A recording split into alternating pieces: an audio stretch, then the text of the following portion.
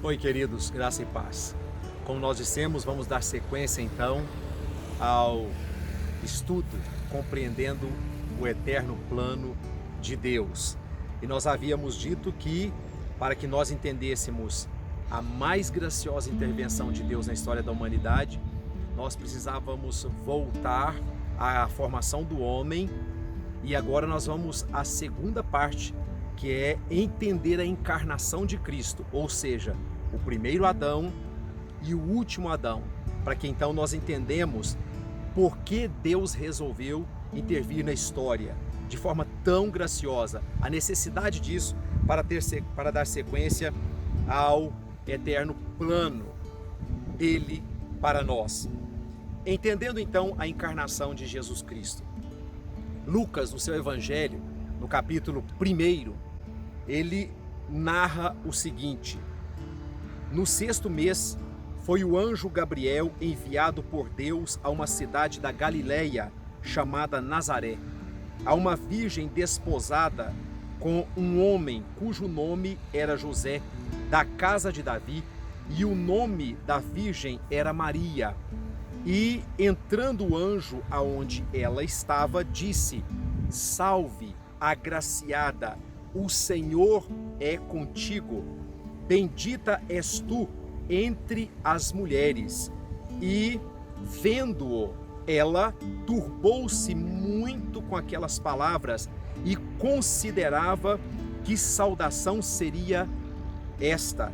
Disse-lhe então o anjo: Maria, não temas, porque achaste graça diante de Deus. Eis que em teu ventre conceberás e darás à luz um filho, e por-lhe-ás o nome de Jesus. Este será grande e será chamado Filho do Altíssimo, e o Senhor Deus lhe dará o trono de Davi, seu pai, e reinará eternamente na casa de Jacó, e o seu reino não terá fim, já dizendo aqui da eternidade. E disse Maria ao anjo: como se fará isto, visto que não conheço homem algum? E respondendo o anjo disse-lhe: descerá sobre ti o Espírito Santo, e a virtude do Altíssimo te cobrirá com a sua sombra. Por isso também o santo que há de nascer será chamado Filho de Deus. Bom, precisamos entender esse texto, né?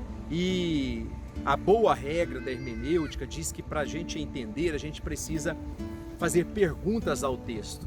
Então nós faremos perguntas ao texto, mas antes eu quero chamar a atenção aqui de um fato muito importante para o nosso estudo também, sobre uma afirmação que o anjo Gabriel faz ao saudar Maria.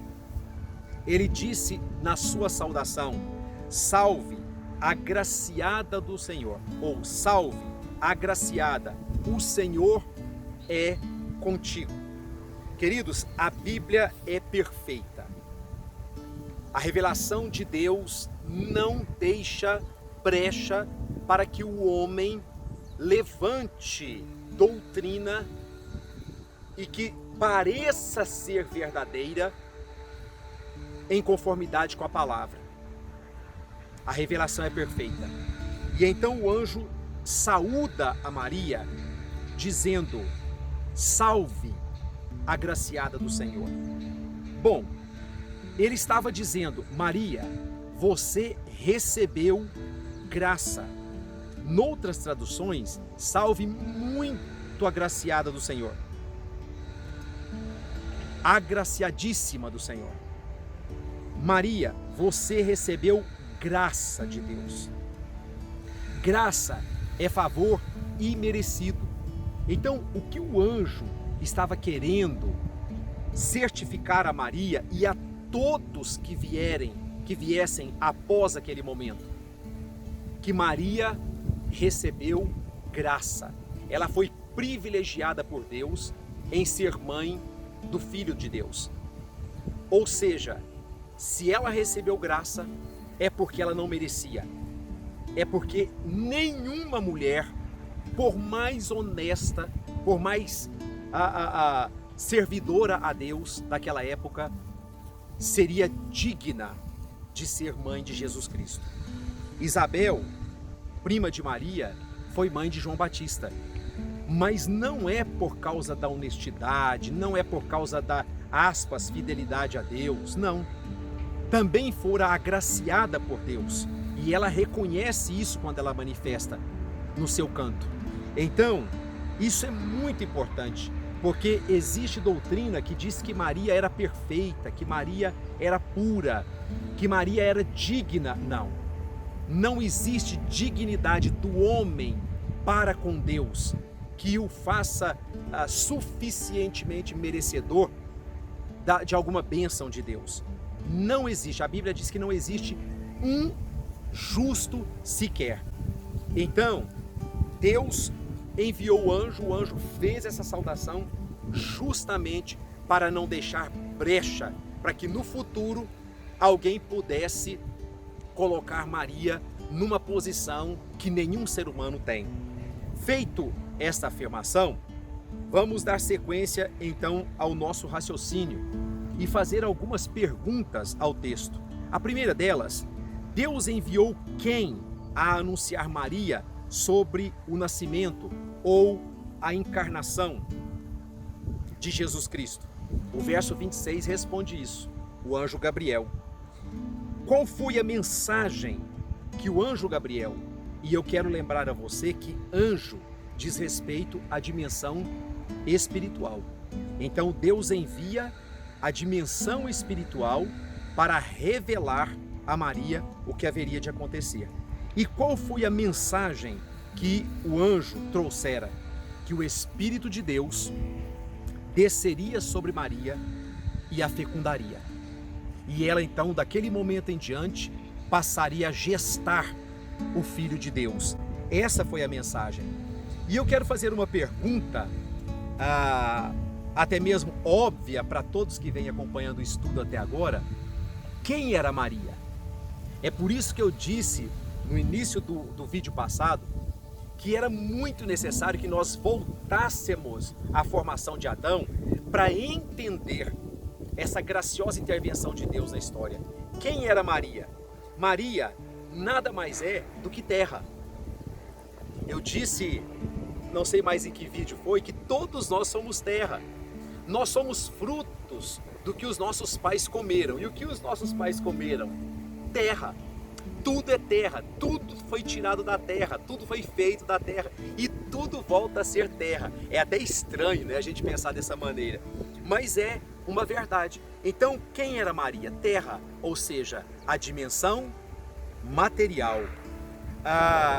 Quem é o Espírito de Deus? Nada mais, nada menos do que a representação da dimensão espiritual. Então, a dimensão espiritual fecunda a dimensão material e nasce Jesus Cristo. Da mesma forma que foi feito com o primeiro Adão. Do pó da terra, da dimensão material, Deus forma o corpo físico do primeiro Adão.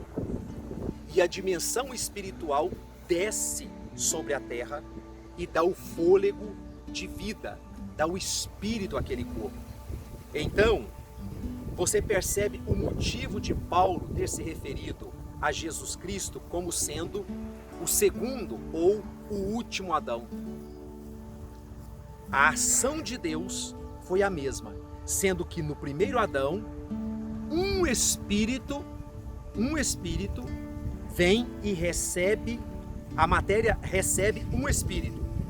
E no caso de Jesus, o Espírito do Filho de Deus vem e recebe a matéria, ou seja, o corpo físico.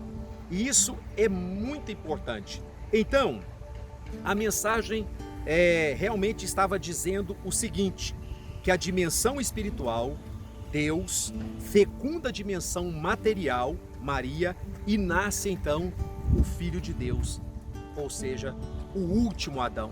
É muito necessário esse entendimento, porque de agora em diante vocês vão perceber que nós usaremos muitos textos bíblicos porque agora nós vamos entrar numa profundidade muito grande do eterno plano de Deus. Então é necessário entender. E se caso você não esteja entendendo muito bem, se ficar alguma pergunta, lembre-se, dê o seu like aí, vá lá nos comentários, faça a sua pergunta, porque é muito importante que você entenda essa passagem do nosso estudo. Assim como aconteceu então na formação de Adão, acontece na formação, ou seja, na encarnação do nosso Senhor Jesus Cristo. Deus, na formação de Adão, dá de si o fôlego de vida, o espírito, e então a primeira alma vivente, humana, permeia a terra, que é Adão. Jesus se tornou humano e divino. Isso é algo que a teologia defende de forma contundente. Jesus era 100% homem e 100% Deus. Ele se tornou então humano e divino, ou seja, nele, assim como nos seres humanos, as duas dimensões se fundiram. Só que em Jesus, como nós vamos rever mais à frente, em Jesus as duas dimensões se fundem plenamente. No homem, isso teria acontecido com Adão, que foi o primeiro filho humano de Deus.